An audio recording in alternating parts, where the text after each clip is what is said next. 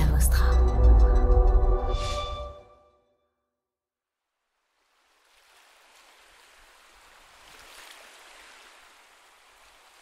Bonjour, j'espère que vous passez un bel été.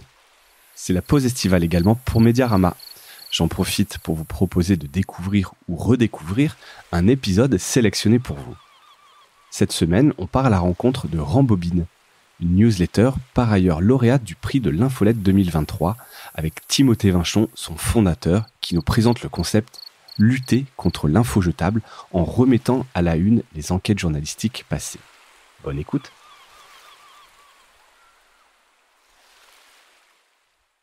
Bonjour à toutes et à tous et bienvenue dans ce nouvel épisode de Mediarama. Je reçois aujourd'hui Timothée Vinchon, journaliste indépendant et qui est le fondateur d'une newsletter qui s'appelle Rambobine.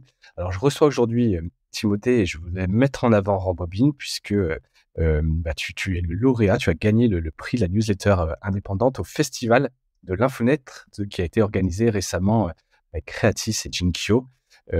Voilà, donc je trouvais juste et un bon coup de pouce de mettre en avant. Donc Timothée, bienvenue dans cet épisode. Salut, merci de me recevoir. Ben écoute, je t'en prie, c'est très cool d'avoir accepté. Et puis donc bravo déjà pour ce prix.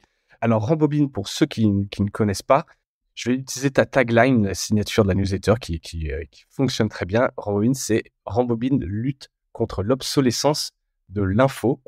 Donc l'idée, c'est une newsletter bimensuelle qui met en avant une enquête journalistique, ou en tout cas des faits qui ont été traités. Alors au départ, c'était 3 mois auparavant. J'ai l'impression que là, maintenant, le temps peut être un peu plus long. J'ai vu sur Disclose, un des derniers numéros, une enquête d'il y a 1 an. Mais c'est vraiment de revenir sur l'actualité. Est-ce que tu peux nous raconter la jeunesse de Rambobine et ce choix de revenir sur l'actualité? Alors, c'est assez simple. Moi, je fais beaucoup d'éducation aux médias à côté de mon travail de journaliste. Ouais. Et assez souvent, avec les publics que je rencontrais, j'avais cette phrase qui revenait en fait, finalement, les journalistes, vous parlez beaucoup d'un sujet pendant une semaine, pendant quelques jours. Et assez vite, le sujet disparaît des radars et on n'en parle plus. Ouais. Et effectivement, face à cette question, moi, j'étais un peu pris au dépourvu. Et je trouvais, à part, hormis quelques médias qui essaient de le faire, finalement, on abandonnait assez souvent quelques sujets, ou en tout cas, on n'en parlait plus beaucoup par la suite. Effectivement, oui. Et c'est pour ça que j'ai décidé de lancer cette newsletter Rambobine. Et donc, tu luttes contre l'obsolescence programmée de l'info. Tu l'as dit, il y a quelques médias, je pense spontanément, effectivement, les obsessions des jours, mais il y en a d'autres. Effectivement, il y a Friction, un petit média qu'on accompagne et qui fait ça. C'est vrai que tu l'as dit, très vite, l'information, de toute façon, c'est l'actualité, hein, ça c'est mené tambour battant, ça change de sujet, c'est ce qui est chaud ou pas. Et sur quelle temporalité, toi, tu rembobines l'info? Alors, je parlais au début de 3 mois. Est-ce que ça reste un peu dans ta direction, 3 mois, ou est-ce que tu es beaucoup plus libre là-dessus? Alors, à la base, j'étais parti sur 3 mois pour montrer qu'en fait, on oubliait très très vite une information, ou en tout cas, on oubliait un peu le moment auquel elle arrivait. Ouais. Et en fait, je me suis rendu compte que 3 mois, c'était peut-être un peu court et c'était finalement plus un exercice amusant. Et du coup, j'ai décidé de repartir plus sur 1 an pour la symbolique de l'année qui passe et aussi pour pouvoir plus facilement avoir une sorte d'impact. 3 mois, c'est assez court pour qu'il y ait des choses qui se passent. Parfois, les enquêtes font qu'il y a de l'impact très rapidement. Parfois, il faut un peu plus de temps. Je pense notamment à des procès ou des affaires judiciaires. D'accord, ouais. Donc, au final, tu réalises que 3 mois, voilà, ça sert à rien de s'accrocher à 3 mois. Donc, ça peut varier dans le temps. Comme je le disais, l'une des dernières enquêtes que tu as mis en avant sur Disclose, c'était 1 an. Tu continues dans la carte d'identité donc de la newsletter. Donc, c'est une newsletter récente qui a été lancée en septembre dernier. Tu as combien d'abonnés aujourd'hui? Alors, aujourd'hui, j'ai un peu plus de 900 abonnés. Ouais. Et tu sais un peu qui ils sont, qui elles sont les abonnés? Est-ce que tu vises un public en particulier? Alors, originellement, j'espérais toucher un public assez large, dans le sens où c'est de l'information générale. Tout le monde pouvait y être intéressé. Ouais. Relativement étonnamment, ça intéresse beaucoup les journalistes. Dans les adresses que je vois d'abonnés, il y a vraiment des journalistes de très nombreux médias. Je pense qu'ils sont assez contents de cette prise de recul sur les enquêtes. Je pense que les journalistes sont en fait finalement eux-mêmes les premiers à à souffrir de cette information qui disparaît trop vite. C'est assez intéressant comme constat, effectivement. On essaiera d'y revenir tout à l'heure. Et d'ailleurs, je reviens sur le nombre d'abonnés. Est-ce qu'il y a eu un effet festival de l'infolettre, toute proportion gardée? Est-ce que le fait de gagner ce prix, ça t'a fait gagner un nombre d'abonnés? Alors clairement, j'ai gagné quasi 30% d'abonnés. Ce qui est pas mal, encore une fois, on peut ramener au pourcentage. Oui, clairement, ouais, voilà, donc 30% d'abonnés.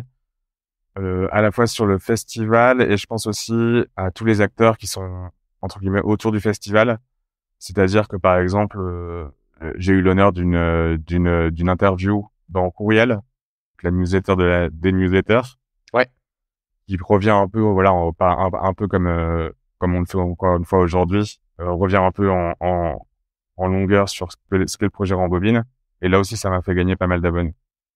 Ouais, c'est au moins l'avantage. Tu sais qu'un peu comme les concours où tu sais que ça te fait gagner derrière un peu de la diffusion.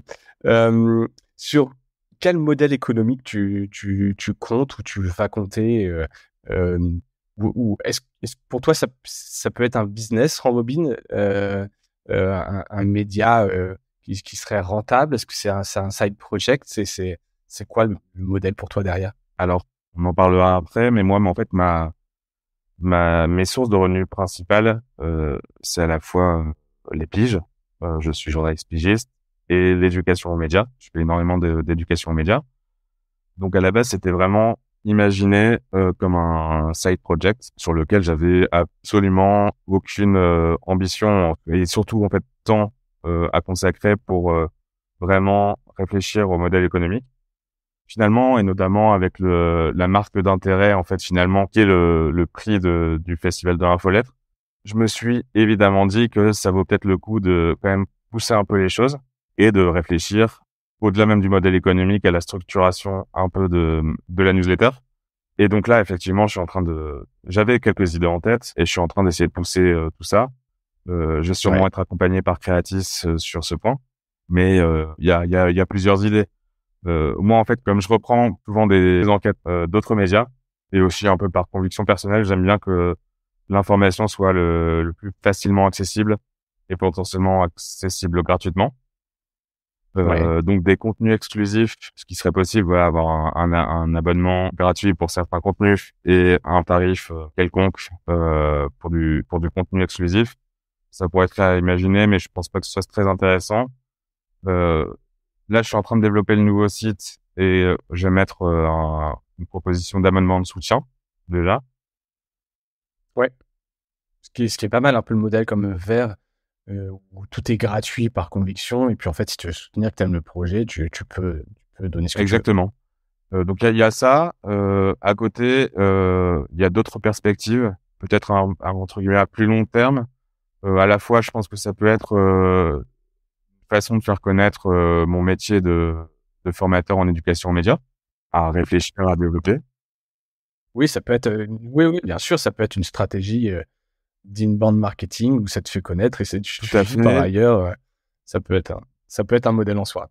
Pour ta marque, toi, c'est ça, ou faire je pense que moi, je fais plein de projets de médias participatifs ou de choses comme ça avec différents publics. Je pourrais inventer des contenus d'éducation aux médias qui travaillent en fait sur le rythme de l'information et donc brander Rambobine entre guillemets, quoi. Voilà. Ouais. Donc ça, c'est une idée. L'autre idée, peut-être un peu plus loin, c'était de se dire qu'en fait, finalement, cette réflexion sur l'impact, notamment des enquêtes, mais finalement de l'actualité en général, c'est quelque chose qui est important et qui est, je pense, nécessaire dans le monde des médias. Et pourquoi pas s'allier, par exemple, à un service public et devenir la petite rubrique impact des enquêtes de France Info. Voilà. Ouais. Dans une sorte d'idée comme ça, Ouais, non, ça c'est effectivement, ça aurait du sens, tu vois là, de se dire, ça reste du service public, je vois tout à fait le truc. Prendre le temps. Bah écoute, ça c'est à suivre, j'ai envie de te dire maintenant. Tu vas voir un peu comment tout ça évolue et où tu pourras aller. En tout cas, on a bien compris que ta volonté c'était quand même ça reste gratuit. C'est quand même cette mission un peu de de lutter encore une fois contre l'obsolescence programmée. Si on parle un petit peu de ton processus éditorial, donc quand on est au numéro 13, je le disais tout à l'heure, donc la 13e édition, comment est-ce que tu sélectionnes les sujets, les enquêtes que tu vas vouloir mettre en La avant? 14e édition est sortie là très récemment. Et pour le coup, celle-ci s'intéresse à l'expertise psychiatrique qui va mal en Ouais, France à travers une enquête de rue 89 Strasbourg. Pourquoi je ouais, parle de cette enquête? Parce que ça me permet un peu d'expliquer comment je sélectionne les enquêtes. Pour l'instant, c'est essentiellement à travers moi ce que j'avais repéré l'année précédente. Donc, je me fais un petit tableau globalement. Dès que dans ma liste de ce que j'appelle les enquêteurs ou les experts en enquête, en investigation, que je suis sur Twitter globalement, dès que je vois une enquête que je trouve intéressante, je la sélectionne et je la garde de côté. Et ouais. après, c'est un choix pour l'instant individuel de se concentrer sur une enquête. D'accord, donc c'est vraiment, enfin, quand tu dis individuel, t'as pas de ligne éditoriale, c'est ce qui toi t'intéresse, tu penses que t'es intéressant, tu te l'étais noté, tu reviens dessus, quoi. Exactement. Alors, il y a deux choses à ajouter. Tout d'abord, j'essaie souvent de pas sélectionner forcément la plus grosse enquête du moment. Par exemple, cette enquête de rue 89 Strasbourg, finalement, elle est assez locale. Elle est faite par rue 89 Strasbourg, qui est forcément pas lue par tout le monde. Ouais, Par contre, je trouve en tout cas qu'elle dit quelque chose, là, en l'occurrence, d'un secteur qui va mal. Et le travail qui a été fait sur Strasbourg est hyper intéressant et potentiellement est symptomatique de ce qui se passe dans la France entière. Et par exemple, sur ce numéro, j'interviewe Guillaume Crump, qui est un des journalistes de rue 89 Strasbourg. Et finalement, ça se termine sur un appel à travailler à plusieurs médias d'investigation locale partout en France pour vraiment faire quelque chose de global sur l'expertise psychiatrique en France. d'accord. Donc là, pardon, pour bien comprendre Timothée, tu repères cet article parce que tu fais de la veille en permanence et c'est un sujet qui t'intéresse. Là, derrière, tu recontactes les journalistes de rue 89, tu retournes les voir et ils réouvrent leurs enquêtes etc. Donc, il y a un vrai travail collaboratif. C'est pas juste tu racontes ce qui avait été ce qui avait été fait par rue 89 et la couverture de ce sujet-là qui a pu y avoir 1 an ou quelques mois plus tard. Vraiment, tu es allé les voir. Clairement, c'est le plus collaboratif possible, à la fois dans la mission entre guillemets que je vois à Rambobine. C'est aussi de montrer qu'en fait, la plupart des journalistes, notamment ceux qui font des enquêtes, ne s'arrêtent pas finalement au moment de la publication et continuent souvent à suivre leur sujet, au moins 1 an, voire des années après. Et que souvent, il y a énormément de développement à suivre. Et donc, effectivement, je vois pas l'intérêt de le faire sans eux. C'est vraiment les plus grands experts du sujet, de un. De deux, l'idée, et dans la nouvelle version de la newsletter, j'essaie aussi de proposer le maximum de collaboration également avec le public. Donc, il y a à la fois une zone pour commenter et dans laquelle je propose de poser des questions qui seront ensuite remontées au journaliste qui a fait l'enquête. Et Ouais, maintenant, pour revenir du coup au processus éditorial, la dernière catégorie de la newsletter, c'est un petit sondage qui propose de choisir l'enquête parmi quelques-unes qui sera mise en avant et de laquelle on étudiera l'impact l'année d'après.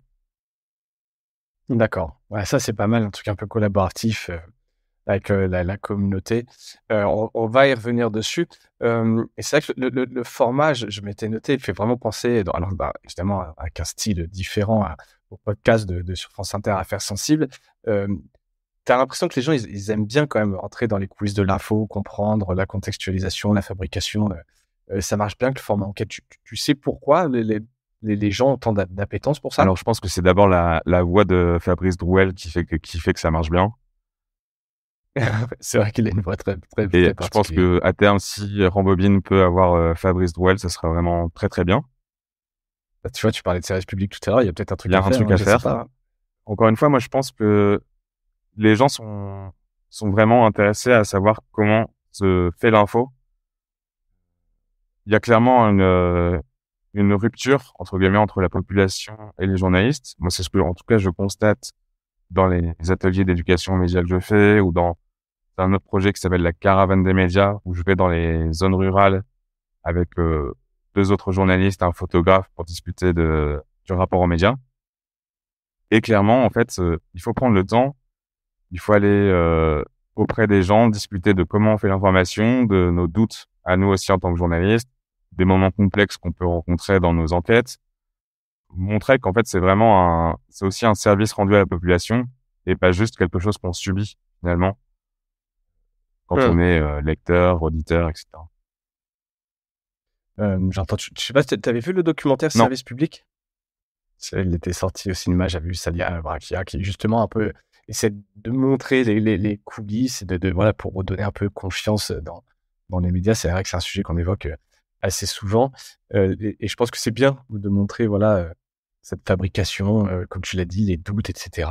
Et comment on va chercher l'info. Et puis donc, c'est effectivement, ce que tu fais avec Rambobine, c'est ça, voilà, ça permet de faire vivre un peu ce travail-là. Je voulais qu'on parle un petit peu, si tu veux bien, du format newsletter. Alors, ça dépasse maintenant, tu l'as dit, Rambobine, puisque tu demandes l'avis des gens. Alors, je ne sais pas comment tu le fais, parce que là, tu as dit qu'il y a un site qui allait venir. J'ai cru voir qu'il y avait aussi sur Facebook un peu d'interaction.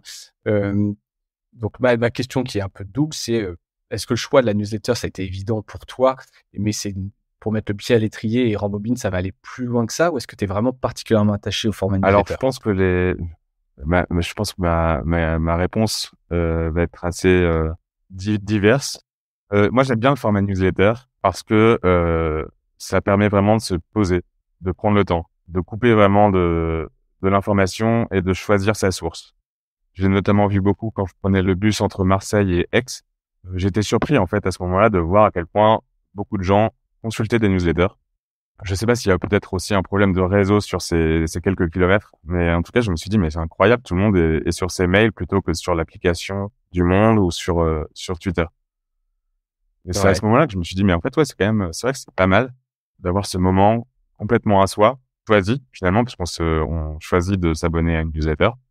Et c'est de là que je me suis dit, pour une enquête, pour revenir sur une enquête ou sur une information, pour prendre le temps et prendre un peu de recul, le format newsletter convient bien. Voilà, à la base, c'était vraiment ça. Et maintenant, encore une fois, alors ça marche bien, par exemple, avec les journalistes, ce format newsletter. Ça marche bien avec un certain nombre avec une partie du public.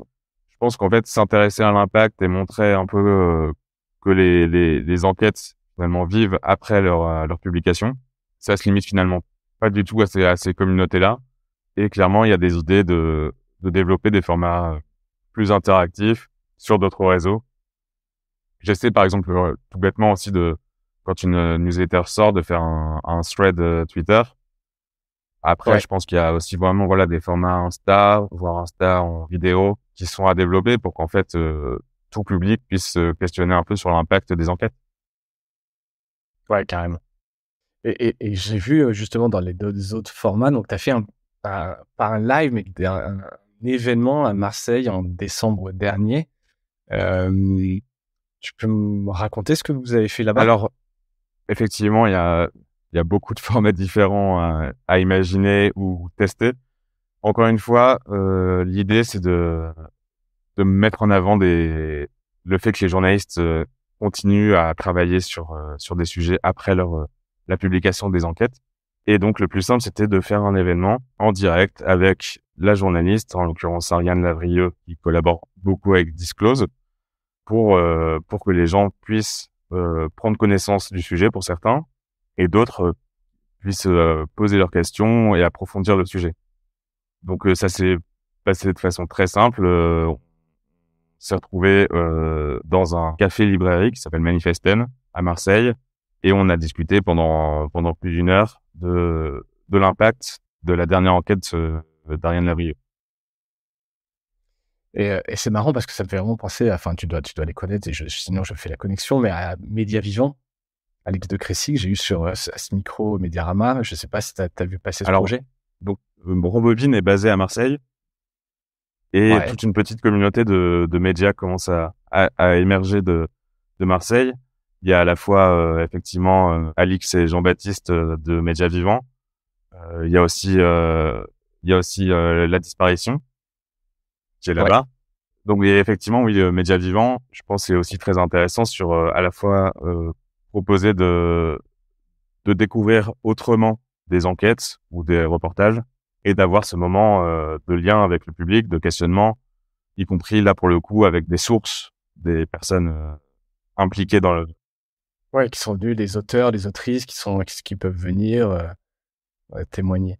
Bon, donc voilà, forcément, c'est un petit monde, donc tu les connais, mais voilà, je pense qu'il y a des choses à faire. Je reviens une seconde sur là, on était sur les newsletters, on a un peu digressé, mais c'est un petit peu ma spécialité. Euh, Peut-être donc tu as fait ce choix pour te lancer. Évidemment, sur les newsletters, c'est hyper concurrentiel. On l'a bien vu d'ailleurs au Festival de la Fenêtre, hein, il y en a énormément et des pépites, hein, en l'occurrence. Toi, enfin, t'es mis en avant, tu as gagné et bravo, c'est mérité, c'est un super travail, mais c'est quand même dur, hein, d'émerger dans ce secteur. Alors, je suis complètement d'accord avec toi que c'est dur d'émerger dans ce secteur, et ça commence à l'être presque autant que pour le podcast.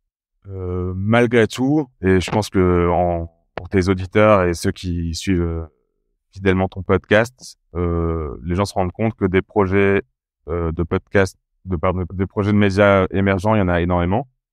Et finalement, en fait, si on a une proposition éditoriale claire et qui rencontre son public, il y a, je pense, quoi qu'il arrive, de la place pour en tout cas s'amuser quelque temps, voire en vivre. Voir en vivre. Après, Exactement. effectivement, et je pense que c'est bien parce qu'il y a quand même un certain nombre de structures d'accompagnement qui commencent à émerger. Je pense à Créatisme, mais aussi à Médiane, qui permettent vraiment de structurer un peu la création d'un média.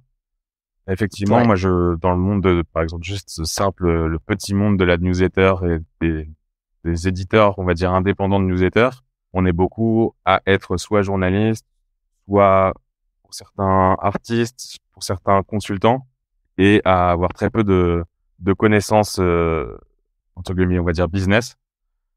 Et c'est souvent ce Ouais. côté-là qui bloque plus qu'en fait une proposition éditoriale qui est souvent très intéressante. Je vois notamment sur le prix, moi il y a énormément d'autres projets que je suis avec énormément de plaisir, pour lesquels à chaque fois je me dis mais attends, cette newsletter est établie à beaucoup d'abonnés, à une communauté, et quand Ouais. je discute avec les porteurs de projets, pour eux ça devient compliqué. Ils se questionnent sur la continuité de la chose parce qu'en fait le modèle économique et en vivre, c'est toujours c'est toujours un défi. C'est toujours un défi. Et tu vois, j'y pensais, je revenais en voiture d'un rendez-vous là chez un client tout à l'heure et je me disais, tu vois, c'est ça qui est un peu frustrant, tous ces projets qui sont hyper cool d'un point de vue édito, hem et pourtant, putain, c'est quand même un secteur qui est compliqué. Je veux dire, pour en vivre. Alors toi, ce qui est bien, entre guillemets, c'est que, tu pas mis, heu, enfin, tu pas fait un all-in sur le truc. Tu journaliste par ailleurs, tu fais de l'éducation, dans les médias et ça peut te permettre de te développer ta marque, le format et puis voir ce qu'il y a derrière. Mais, c'est enfin, voilà, je m'interroge beaucoup quand même sur sur l'économie des médias et la difficulté de se dire: «Attends, des fois, on a des super idées, projets éditos, complètement dingues, mais, un de plus dans tout ça, c'est hyper chaud, hein». Après, si je peux ajouter juste un petit point, Bien sûr. je pense qu'il y a aussi un défaut d'un certain nombre de propositions de nouveaux médias, c'est qu'on a souvent tendance à y aller un peu trop seul, avec souvent une bonne compétence d'écriture ou édito, Édito. et en oubliant un peu qu'il y a d'autres métiers, euh, marketing, communication, développement web, etc., tech, qui sont assez importants. Et finalement, le média qui a une proposition éditoriale géniale va avoir du mal à se développer parce qu'en fait, il aurait fallu partir au moins à 2, voire à 3, voire à 4 au démarrage. Ouais, Ouais. Mais il y a cette tendance potentiellement du journaliste. Et tu vois, je suis le premier, enfin, je te dis ça et je suis le premier à finalement te parler d'un projet tout À seul. partir tout seul. Mais il y a cette tendance du journaliste à se dire, bon, bah voilà, je vais y arriver tout seul, je me débrouille comme je me débrouille à chaque fois. Ouais, c'est tellement bien ce que j'écris que ça va plaire à tout le monde et puis les gens s'abonneront et puis Exactement. machin. Mais après, voilà. Donc le bon conseil, effectivement, bah, il y a des incubateurs médias. T'as cité Creatis. Il y a des agences comme Médiane aussi qui aident les médias indépendants, notamment au lancement, qui font ça très bien. Et ça aide évidemment. Tu as beaucoup parlé d'éducation aux médias. Je voulais quand même un peu mettre en avant et que tu nous en dises peut-être un petit peu plus sur ce que tu fais. Alors, je sais pas si tu fais ça, comment c'est venu d'ailleurs, par opportunité ou si tu as toujours eu ça en toi, mais donc tu interviens auprès de publics variés, retraités, élèves de collège, prison. Je l'ai pas noté dans mes notes, mais j'ai cru le lire dans un article aussi dans les prisons. Euh, et en quoi Rembobine que ça contribue à ça? Donc ouais, comme je l'ai beaucoup dit, je fais beaucoup d'éducation aux médias. Moi, pour t'expliquer, j'ai pas fait d'école de journalisme. J'ai fait, pour le coup, une école de commerce. Et j'ai d'abord travaillé en Tunisie dans l'accompagnement de projets sociaux. Ouais. Et finalement, je suis devenu journaliste là-bas en me questionnant sur un certain nombre d'événements qui se passaient, de changements de société qui se passaient. Je rêvais d'être journaliste quand j'étais jeune et je me suis dit, bon, bah, peut-être l'opportunité, j'y suis allé. Et revenu en France, un peu par hasard, j'ai eu l'opportunité de faire de l'éducation média et je me suis rendu compte qu'en fait, c'était absolument génial d'avoir cette dimension-là. Pour moi, en fait, le métier de journaliste était très intéressant, mais souvent un peu trop vertical, dans le sens où on s'intéresse à un sujet, on va questionner des personnes, des sources sur ce sujet, on prend beaucoup et finalement on donne peu. Alors pas tout le monde, pas tout le temps, mais souvent malheureusement dans une pratique notamment de journalistes indépendants, c'est le cas. Et en fait, je suis tombé sur l'éducation aux médias et en fait, j'ai trouvé ça absolument génial de, à la fois, comme on en parlait tout à l'heure, pouvoir s'interroger sur la fabrique de l'information ensemble, pas juste le journaliste qui explique, mais voilà, se questionner, se discuter, débattre sur la fabrique de l'information, voir ce que je fais beaucoup, notamment avec un collectif qui s'appelle La Friche, créer des médias participatifs ici et là pour que, en fait, finalement, la parole émerge, notamment dans des zones où la parole elle, est peut-être un peu moins facile et moins souvent donnée. Voilà. Ouais, très bien. Écoute, si on parle un peu maintenant plus du futur, alors tu as parlé quand même de quelques projets, hein, bon le site notamment, un petit peu de live, comme tu as pu le faire. Est-ce que le travail de la communauté, tu as des projets, des choses que tu aimerais faire? Donc il y a certains médias, tu vois, qui commencent à lancer sur du Discord, du Slack, des choses comme ça. Est-ce que toi, c'est quelque chose vers lequel tu aimerais aller? Alors, comme je disais, la communauté, je vais déjà essayer de la développer un peu plus autour de la newsletter en tant que telle, à savoir sur donc le site de Rembobine. Il y a plusieurs possibilités d'interagir avec le reste de la communauté et avec les journalistes invités. Ça, c'est Ouais, vraiment la priorité. Faire participer aussi la communauté à choisir des enquêtes, voire peut-être à réfléchir à des questions en amont pour des journalistes invités. ouais, Ça, c'est vraiment on va dire les priorités là dans les prochaines semaines. Euh, Après, il y a vraiment, ouais, effectivement, des idées de développer des podcasts, voire des formats vidéo, pour d'autres réseaux, type Instagram, voire TikTok, pour toucher d'autres publics. ouais, Voilà. Et après, Discord, je suis pas encore convaincu de la nécessité sur la question de l'impact des enquêtes. Pas encore convaincu. J'adore, par exemple, le Discord du Monde, euh, sur les enquêtes en source ouverte. Et là, je trouve que ouais. ça a vraiment sens parce que chacun contribue. Il y a à la fois les journalistes du Monde, mais il y a, je pense maintenant, je sais plus combien, c'est énorme, un bon millier de personnes de tout horizon qui participent aux enquêtes. Qui peuvent venir Et là, il y a vraiment, participer, il y ouais. a du concret, il y a de la proposition. sur de l'impact, je sais pas à quel point ça peut servir. Donc pour l'instant, c'est pas une priorité. Pas à ce point-là, en tout cas pas avoir une communauté à ce point-là mobilisable. Voilà. L'idée aussi, c'est j'en parlais tout à l'heure, de plus être seul sur ce projet. Donc là, Ouais. je suis en train d'essayer de travailler à essayer de trouver une sorte de cofondateur. Parce qu'en fait, là, il y a aussi un questionnement quand on est journaliste indépendant, c'est que je pourrais recourir à de l'aide, entre guillemets, bénévole.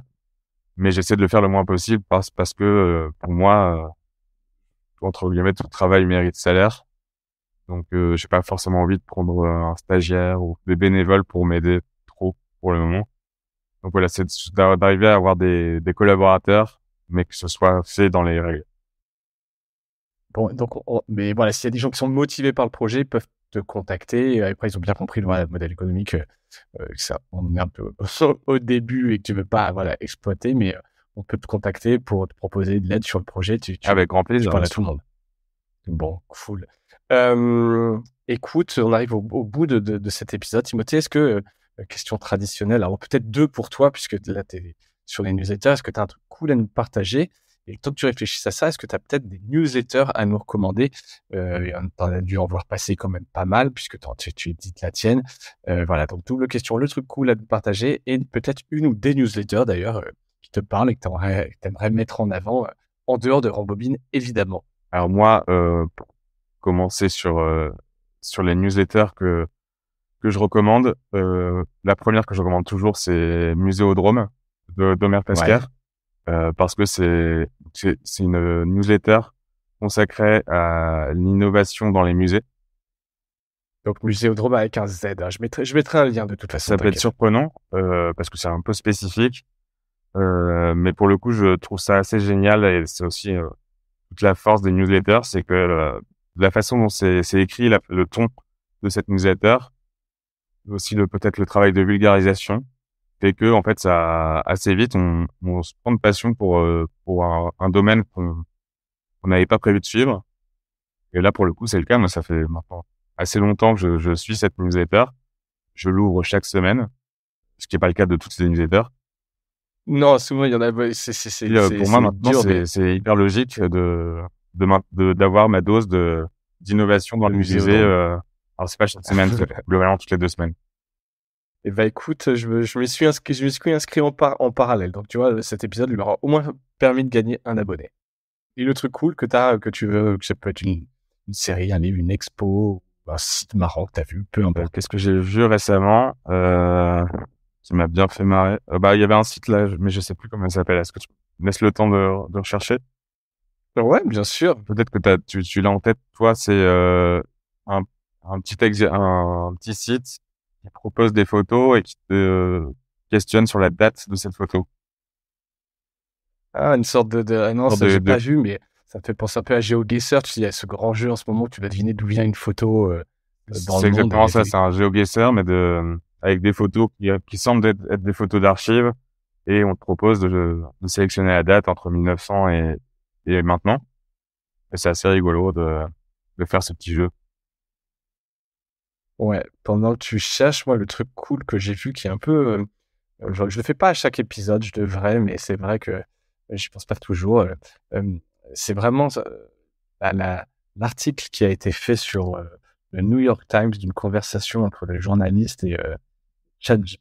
Alors, en l'occurrence, la version de Bing, euh, qui est un peu hallucinante. Je sais pas si tu as vu passer ça. C'est vraiment un truc euh, qu'il faut absolument regarder. Alors, je peux mettre, je mettrai le lien, mais grosso modo, voilà, le robot, donc l'intelligence artificielle fait des déclarations d'amour, parle un peu de son shadow self, son moi profond, etc. Et c'est hallucinant. Entre Terminator et Her, tu sais, le film avec Joaquin Phoenix sur l'intelligence artificielle, c'est hyper, ça fait froid dans le dos, hein, la discussion. Donc, il y a toute une discussion entre les deux. Je mettrai le lien vers l'article du New York Times qui met ça en avant, mais ça m'a mis un peu un coup sur la tête, cette discussion. C'est un peu hallucinant. Est-ce que tu as retrouvé ton Je site? retrouve pas, donc du coup, je propose autre chose. Et un peu pour poursuivre ce que tu disais, je vous recommande de demander aux différentes intelligences artificielles qui se lancent de rédiger votre bio. C'est souvent assez surprenant, voire flatteur. Et qui va et elle va chercher les infos. Elle improvise un peu. Pareil, elle est repartie sur les comptes des réseaux sociaux de la personne, mais elle fait des raccourcis assez monstrueux, souvent entre des activités qui on sait pas trop pourquoi sont encore en ligne sur soi et ce qu'on fait réellement. Finalement, du coup, c'est assez drôle et souvent c'est flatteur. Ils ont créé des intelligences artificielles dans un premier temps, a priori pour nous flatter. Pour mieux nous contrôler, évidemment. Enfin, ça me disait que j'étais prof à la Sorbonne, etc. Qui n'est pas encore le cas. Là, mais ça viendra peut-être la version fantasmée de soi. J'ai trouvé un site qui fait ce que tu disais tout à l'heure, chronophoto.app. Timothée, on a fait le tour. Est-ce qu'il y a une question que je t'ai pas posée, que tu aurais aimé que je te pose? Je crois qu'on a fait le tour, pour le coup. Bon.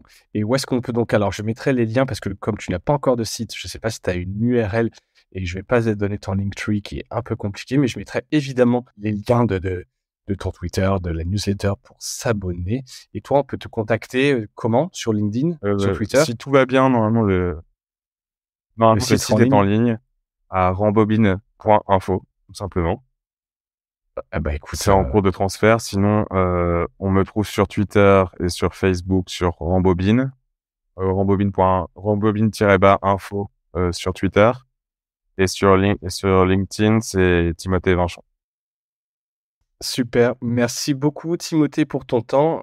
Bravo pour ce projet Rambobine. Bravo pour ce prix de la newsletter indépendante au Festival de l'Infolettre. Bonne continuation. Et puis, n'hésite pas à donner des nouvelles que je puisse relayer peut-être sur la newsletter de Mediarama. On suivra ça avec attention. Merci. Et puis, bravo pour le travail que tu fais à Mediarama. Merci, c'est gentil, Timothée.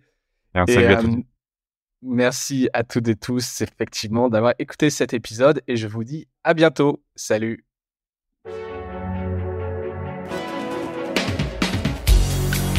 Voilà, Mediarama s'achève. Si cet épisode vous a plu, n'hésitez pas à le liker et le partager. Et puis, si vous souhaitez être accompagné par notre agence Cosa Vostra, contactez-moi par mail mediarama@cosavostra.com. Portez-vous bien.